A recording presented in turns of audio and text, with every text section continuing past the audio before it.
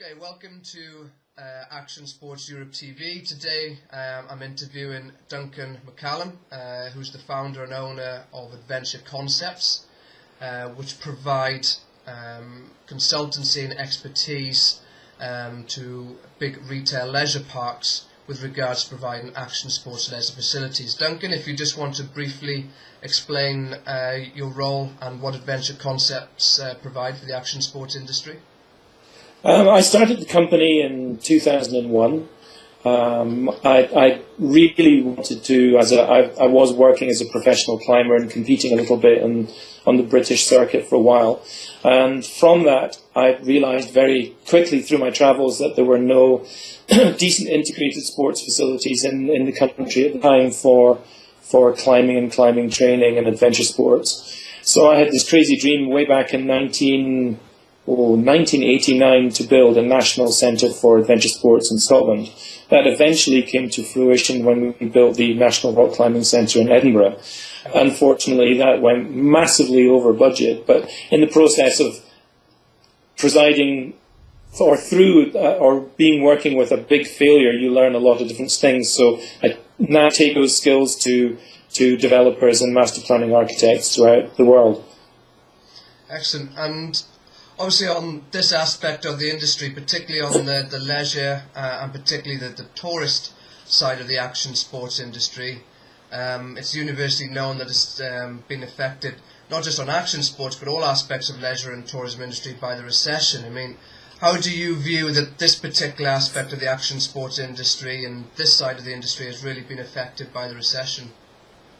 Well, I'd have said for, until the last 2 years, 2 years ago, I had 7 or 8 very large international style developments going on where we had major retail parks looking to put in everything from skate parks, climbing walls, whitewater rivers, the whole gamut of adventure sports facilities.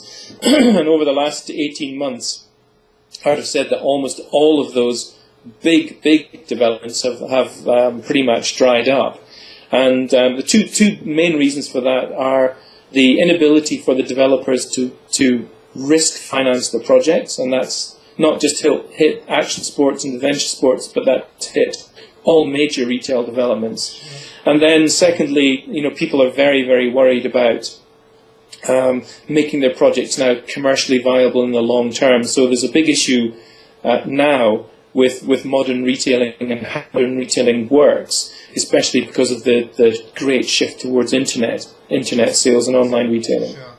I mean, looking at from supporting the action sports industry, what is really going to allow the industry to grow is increasing participation rates. Now, obviously, a lot of what we've talked about prior to this are very much family experiences. In some instances, some people come for the day, try them once. Some might go away and become an enthusiast. I mean, in a way, it's a little bit like going to a theme park. You go for the day, the family, have some fun. But what we really look for from the industry is increasing the participation. I mean, do you see that these type of retail establishments are, one, providing more accessibility, even though there'll be obviously a cost factor to these type of retail outlets, and secondly, do you see that they're going to be improving the participation rates of various different types of sports within the action sports industry? Well, I think there's 2 parts to the question. I think having a sport in front of you, if you haven't experienced it before, really allows you to go, oh wow, that looks amazing, I really want to try that, whether it's BMX jumping or skateboarding or climbing or skiing or snowboarding. To be faced with that actually creates a level or a raised level of awareness.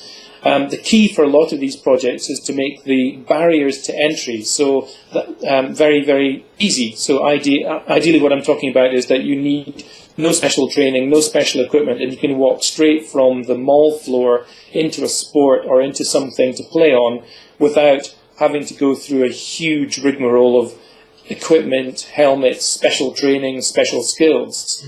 So the key for anybody designing an adventure sport component within a large mixed-use leisure site is to have very easy, very soft entry to that sport. So a very simple experience, like with automatic belay machines or harnesses that you don't need to tie in and out of. All of those things make the first timer more likely to come back and more likely to be hooked. Once you try it, if you like it, you'll come back more and more and more and more. So soft barriers to entry are very, very important, but also they need to be engaging. The activities need to be engaging and spectacular.